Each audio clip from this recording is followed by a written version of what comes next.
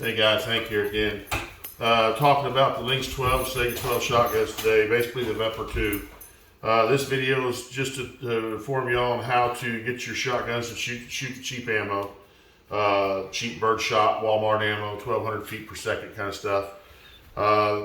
This is what I did to my shotgun. I'm not telling you to do it to yours. You do everything at your shotgun, your guns at your own risk. This is what I did and it works perfectly fine. First thing I started off with was the bolt carrier. On this bolt carrier, I actually got a little crazy and polished the whole doggone thing. But there's really only a couple parts that you'll need to polish. The journal here where the cam rides in, you want to polish that out and get all the paint out of there and make it nice and smooth and polished. And this back section here that actually slides over the hammer, you want to polish that real smooth and get that smooth. There's also a couple slits on the side. That's where the rails ride in. You want to get inside there and polish inside there as much as you possibly can. I did that.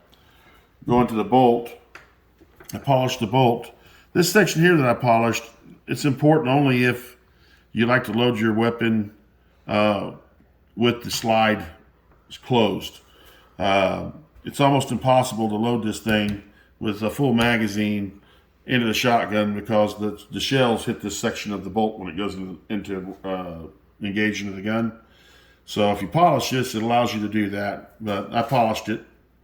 The other thing I did is I replaced these. This is the from Carolina Shooter Supply. This is stainless steel. Now, the one that comes with the shotgun is hollow and it's one piece, so it keeps all this together. This is separate. I also get the buffer with that. You get the heavy duty buffer. The red, this is the power spring on the back. Now you buy these all at Carolina Shooter Supply. You want to put the power spring on the back and the lighter spring on the front. And you'll get that in the kit. You can buy that all in the kit. And this is what I got in the kit. I think it was like 50 bucks for everything. Well worth it. The only reason you want to do this, if all you're going to do is shoot bird shot, you don't need to do this. If you're going to shoot slugs or double-aught buck, anything high brass, high velocity, you want to do this because that cheap piece that comes with it is hollow because it's actually two pieces and one piece rides inside the other. What ends up happening when you shoot a high brass load or high pressure load, the bolt goes back so fast, instead of your rod staying straight and coming straight back, it actually will bend. And when it bends, it shortens your stroke on your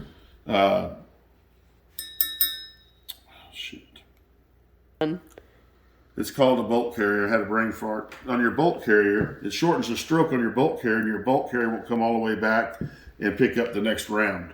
So that's what I found. So when you put this stainless steel rod in there, this guide pin, it's solid one piece, and it doesn't flex, it doesn't bend, shoot slugs all day long.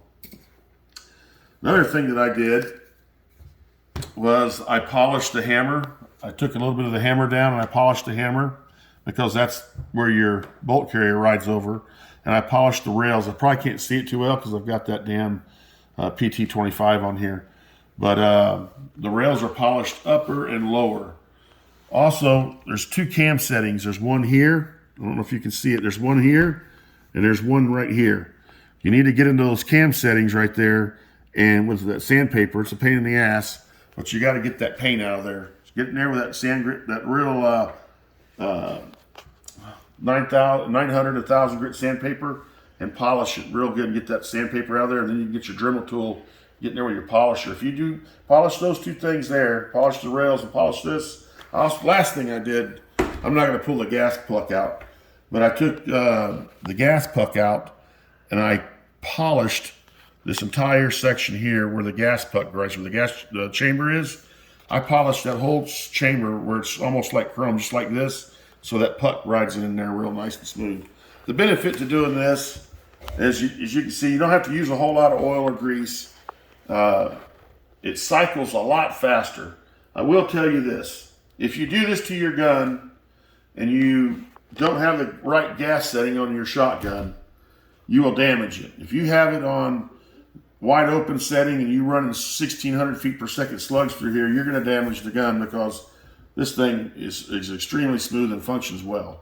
So these are the tricks that I did to my gun. I changed the trigger. Naturally, I've changed the trigger. I put this this shotgun butt right here. A lot of you think it's got a built-in. Anyways, guys, sorry about the interruptions again. Anyway, I bought the This one here has a shock absorber in it and built into the buttstock. So as you're shooting the gun, this thing eats most of the recoil. I did put a hand brace on it for accessories and stuff, but you don't have to do that. After I bought this one, I realized after putting all the accessories on there, all it did was weigh the gun down and made it heavy. So I ended up taking it off anyway. But that's how I built this gun.